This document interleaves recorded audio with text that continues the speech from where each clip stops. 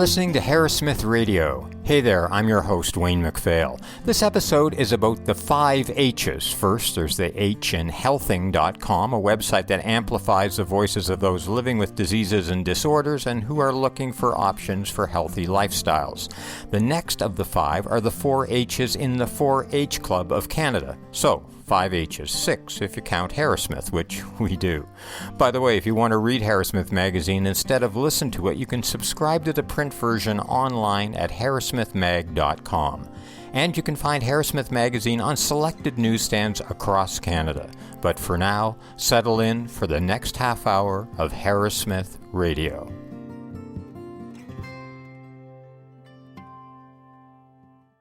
Lisa Machado is the executive producer of healthing.com, and that relatively new website is partnering with Harrowsmith to share evidence-based health and wellness information with our readers, while Harrowsmith shares content about healthy lifestyling with healthing.com. Lisa herself knows all about the desire to live well. She lives with a rare form of blood cancer, a disease that caused her to set aside her life as a financial journalist and head up a unique site that amplifies the voices of those living with diseases and disorders. I talked with Lisa about her plans for the site and its healthy relationship with Harrowsmith. Hey Lisa, thanks for joining us. I wanted to start off by making it clear to listeners there's a really interesting relationship between your website, Healthing, and Harrowsmith. Can you talk a little bit about what the nature of that relationship is like? Yeah, absolutely.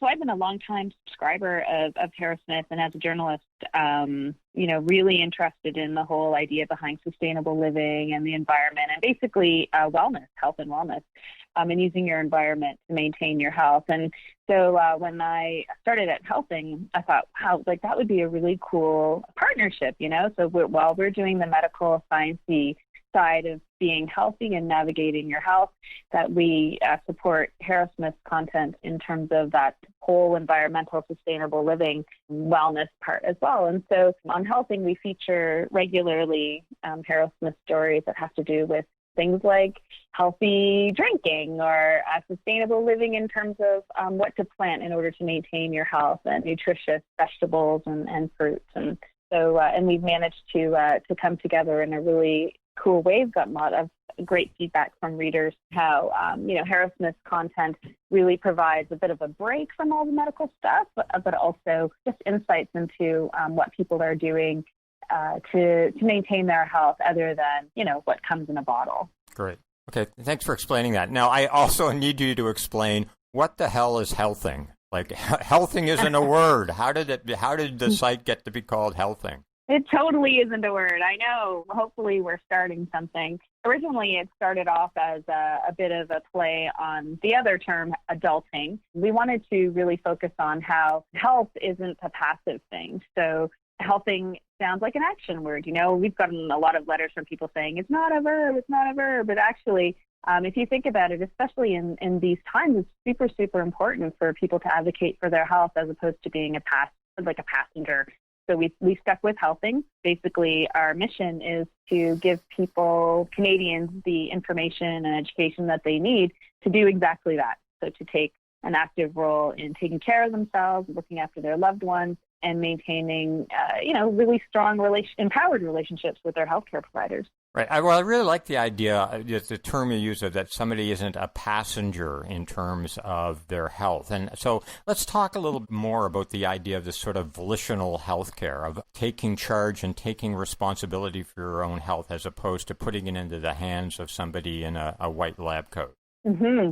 That's actually something that's very near and dear to my heart. About 12 years ago, I was diagnosed with a rare blood cancer that is treated to this day with daily medication. And I really learned firsthand how important it is to take control of your health, but in a way that, helpful and proactive. It's very difficult, as anyone will tell you, dealing with, a medical professional in terms of challenging them, in a positive way. So, what we try to do at Healthing is to, allow people to be educated enough so they can go in and ask some really good questions, some tough questions of their healthcare providers. And that's not to say that, we're being confrontational or controversial, but it really does. We know for sure, studies have shown that health outcomes are much more positive when the patient and caregivers are actively involved in asking questions and sharing information and feeling comfortable with communicating with their healthcare providers.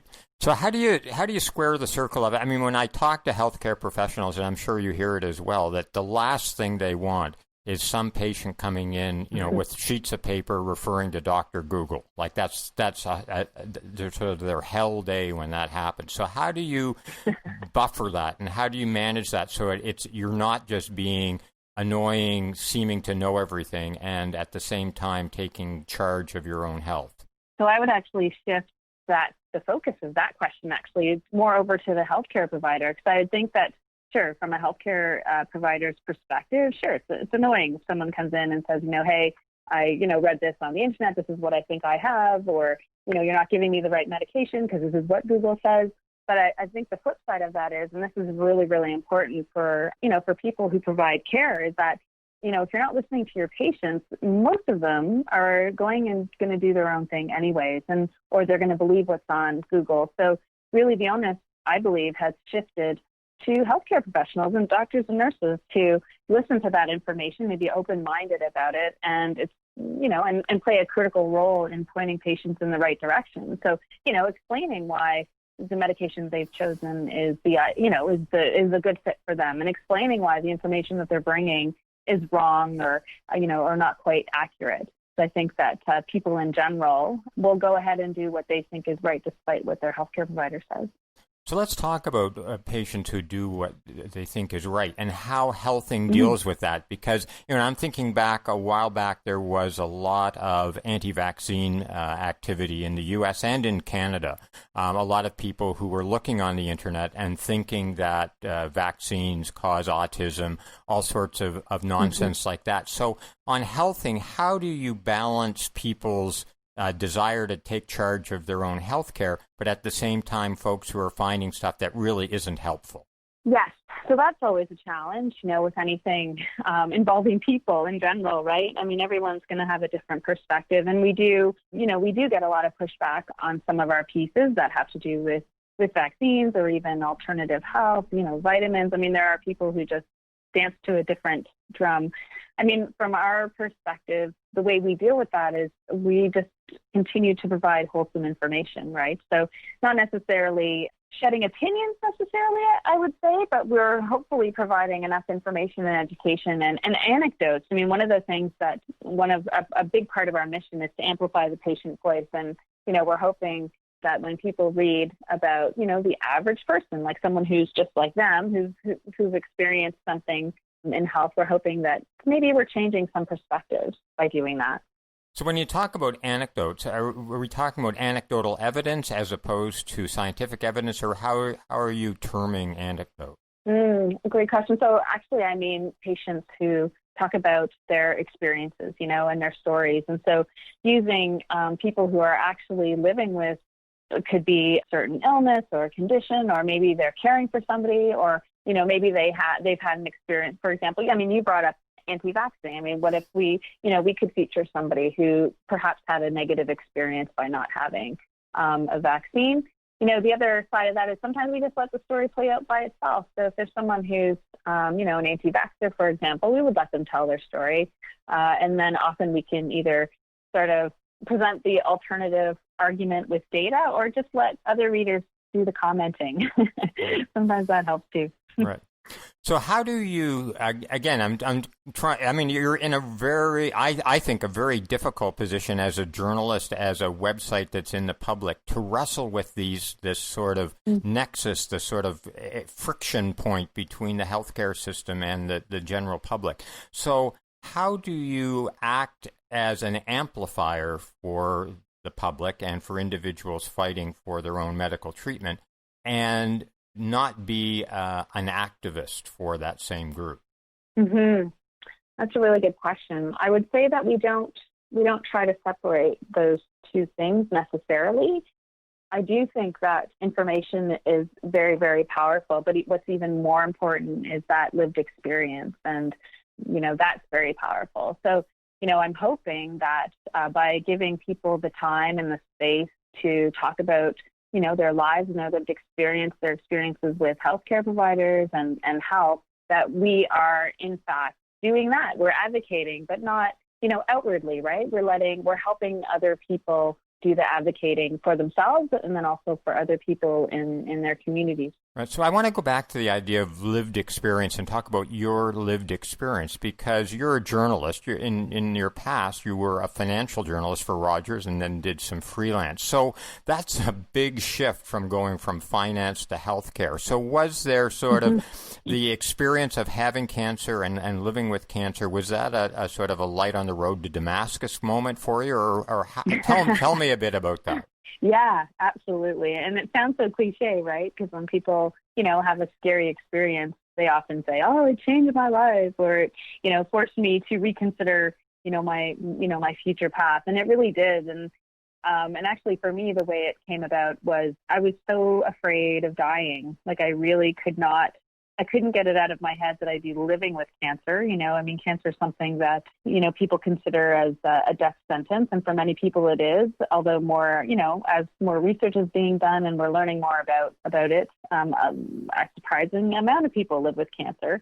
And I just, for my own health, my own mental health, I was a mom with young kids at the time. And all I could think about was I was going to, leave them without a mom and just, I could not move forward. And so part of my journey, I don't really like calling it a journey, but part of my experience, I guess, was, starting to learn everything that I could. It's not only about cancer, but I was actually more interested in the psychology behind living with a life-threatening disease. And then as I started to do that, I realized, oh my gosh, there's so much here. There's, the idea of working with your healthcare professional. How do you get them to understand what it's like to live with a scary disease, and then also talking to other people who also shared my experience. And both those things gave me a sense of, I don't want to say control, but gave me some really deep insights into resiliency. What is it that, makes someone who has terminal cancer, for example, be able to get up in the morning? How do you look forward? How do those people look forward?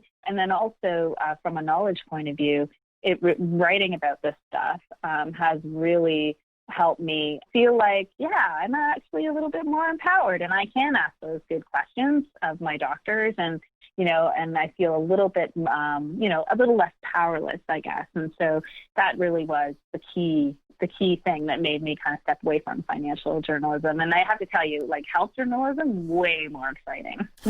Well, I'm not going to argue with you about that for sure.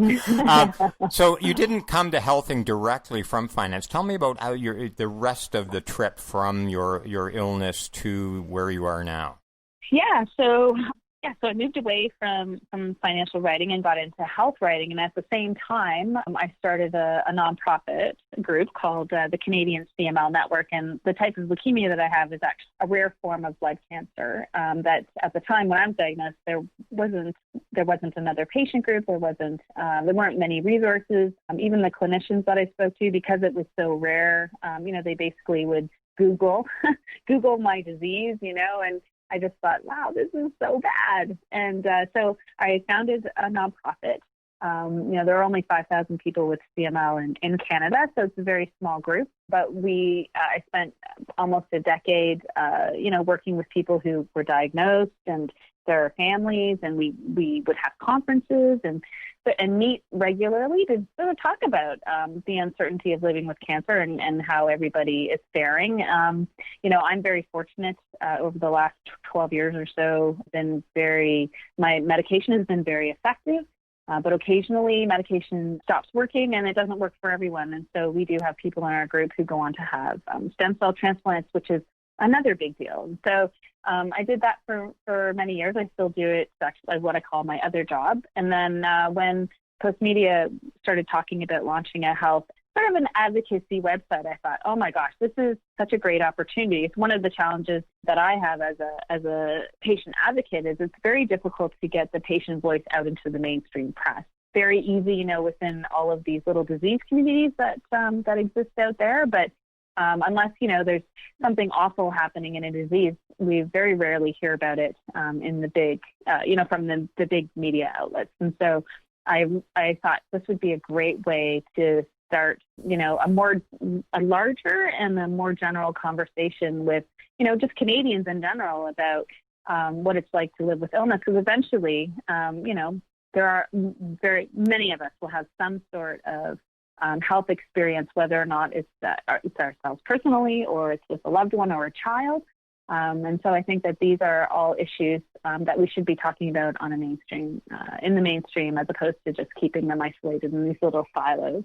So let's talk about the conversation you're having with the general public on the site and within Postmedia. And it's interesting to me that Postmedia has spun this off as a separate site, as folding it into, say, the National Post or Postmedia in general. And I'd like to talk a bit about that, but also the idea of a conversation with the public. You're a relatively young site. What kind of feedback are you getting from the general public so far? Well, I thought for a minute there you're going to tell me I'm very young, because I am. No, I'm just kidding. I'll say that too if you want. You're very young, and you have a very young website. That's great. Thank you for that. No one has said that to me in many, many years. But yes, we are a young site. I think what the most interesting and really exciting thing for me, anyway, has been about the site is that we're starting these conversations with people. Like, people actually do take the time to send an email on a daily basis. Like, we hear from readers all the time who basically say things like, it's so nice to hear about other people's experiences, for example, and not in a negative light. It's nice to talk about disease and illness, but in a empowering sort of way, not in a victim sort of way. We do have a lot of readers who share their own health challenges. Maybe they have a question. I just had one actually on the weekend. We do a newsletter. We just started the weekend newsletter, and she wrote in and she just basically said, I save all your newsletters to share with my kids, at dinner time. Like, it's those sorts of things that is a really, really big deal. So I think that we've hit a nerve for sure among Canadians that this is definitely something that they need and they want. So when you talk about people getting a newsletter and responding via email, I'm guessing your demographic skews older, despite the fact that you're young yourself. Yeah, you're actually, that's a good point. And yes, generally our demographic generally is over 45, so that's not really that that old. I guess I wouldn't really put those people in the old bracket, but we do have younger than 45, but generally, yes, our demographic does skew to people who are raising children at the same time as caring for aging parents. I would say that that's probably the largest demographic. And are you skewing more female than male? I mean, that's typical of health sites, right? Yeah, we are. So it seems like you've really tried to carve out a niche of the sort of amplification of patient voice and this idea of encouraging volitional health care and taking charge of your own health care. Do you think that's the niche that Postmedia wanted to see you fill? Yeah, I think so. I think that the idea is to structure. So we have a health journalist, like we have health writers who write about the newsy, really, really newsy current kind of news, and that's covered. We do as well on health things, but we really do delve more into like the emotional psychology of living, healthy and having an illness. So yes, I do think that we do fill niche that's not covered, not only by Postmedia or the Post, but also other media outlets. Right. Like really, we are the only site in Canada that has the ability to cover trending news. Like every day, you can check our site and know the 5 top stories in the press that day. But we also have, fresh content and original content and patient voices. And, those 3 things are really our advantage. Right. So we talked about patients and patients' voices. What has been the reaction from the medical professional community to the site? So we've heard really good things. I mean, one of the advantages of amplifying the patient's voice is that it gives healthcare professionals some real insights into what their patients are thinking and believing. You talked about people going in with Dr. Google. And that's another reason why, to keep conversations open, because it's really important, I believe, if you're going to provide the right healthcare, you kind of need to know what the people you're caring for, what they truly believe, despite what you're telling them. So, we've heard, we've done, for example, we have done experience stories. So what it feels like is a new series that we're working on, and where we interview a person living with something.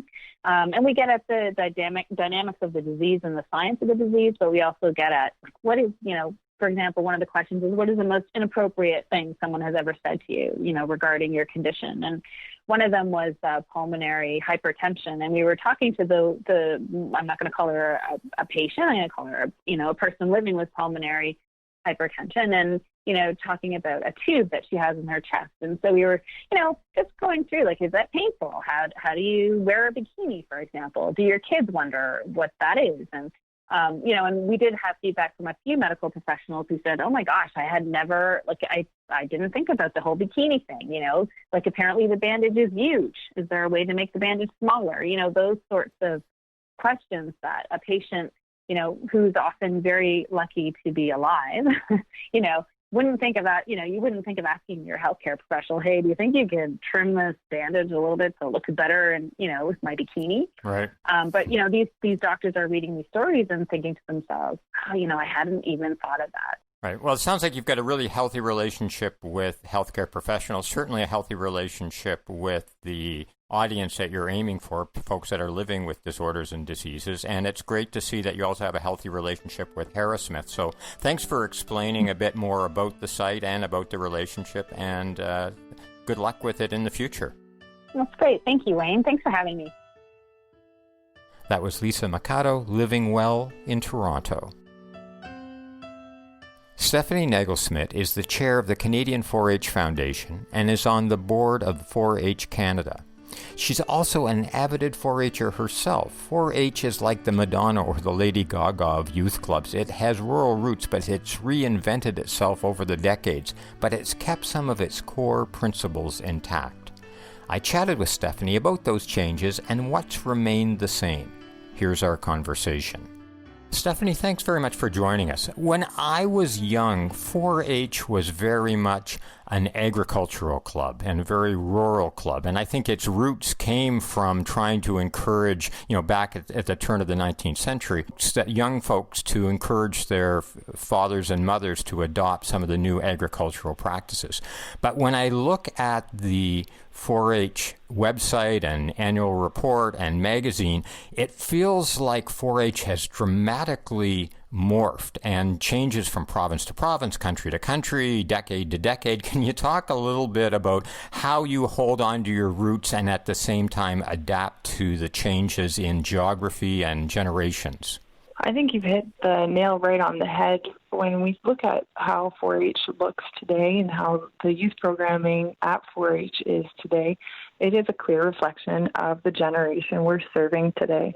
Generation Z has different interests. They see the world through a different lens, just like the millennials or the baby boomers or Generation X would have experienced and seen the world through their lens when they were 4-Hers. So what we're excited is that we make sure to continue to be current, and also that we use what we know as great successes and maybe deliver it in a way and communicate the programming in such a way that really ties into the passion and the excitement that inspires Generation Z. Given all of the ways you're adapting and stuff, right now, how would you define what a 4-H club is as opposed to, say, Scouts or some other organization that young people could join? When we look at the 4-H program, we have quite deliberately broken down. We know that 4-H in Nova Scotia looks different than 4-H in Saskatchewan or 4-H in Ontario, but there are some key items that come through regardless of where you are a 4-H'er. Things like skill mastery, things like a sense of belonging, that you're doing things hands-on. The learn to do by doing motto applies very much today. And so those common themes, whether you're doing a service club in Nova Scotia, a beef club in Saskatchewan, or maybe a cooking or life skills club in Ontario, those key things in terms of skill mastery and leadership development and hands-on activities are part of the secret sauce, you might say. Now, one of the things that's really interesting, given the proclivity of the agricultural community to be sort of slanted towards male versus female, 4-Hers are predominantly like 60% female. Can you talk a little bit about why that disparity? I think it's twofold. I would say that, for one, we look at what a great, inclusive, and open program 4-H is. And so it's not surprising that all youth, whether male or female, are participating in the program. We know that it's entire families. So generally speaking, maybe all the siblings in a family are participating in the same 4-H club together. And the second part of that, I would say, ties a little bit back to the diversity in the programming that I spoke to before as well. So in the beginning of the 4-H program, at the early part of the 19th century, things maybe were a little bit more leaning towards the male side because it was largely agricultural, and maybe in those cases that females weren't as welcome. And as the generations slide and as the programming slides, we see that it's very much nearly 50-50, and as you mentioned this year, tilting a little bit more to the female side. So it makes us feel like the programming continues to be accessible, and we're grateful to have those kinds of results.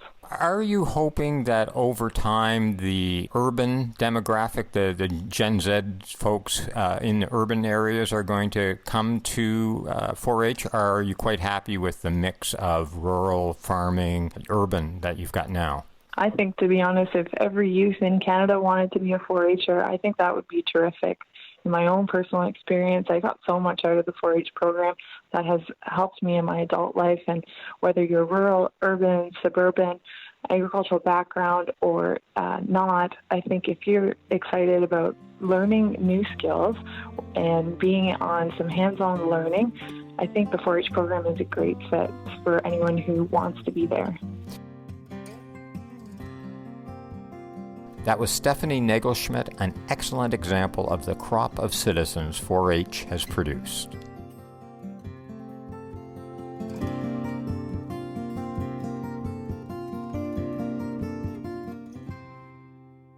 So here we are at the end of this episode of Harrowsmith Radio. I hope you enjoyed it. If you did, please consider subscribing to this podcast on Apple iTunes or in your favorite podcast player. And please tell your friends and family. Got feedback? We'd love to hear it. You can email us at letters@harrowsmithmag.com. That URL, harrowsmithmag.com, is also where you can order subscriptions online. And you can find Harrowsmith Magazine on selected newsstands across Canada. Until next time, for Harrowsmith Radio, I'm Wayne McPhail. And also, until next time, remember these 4 words: make, grow, sustain, share. Tune in for the next episode of Harrowsmith Radio.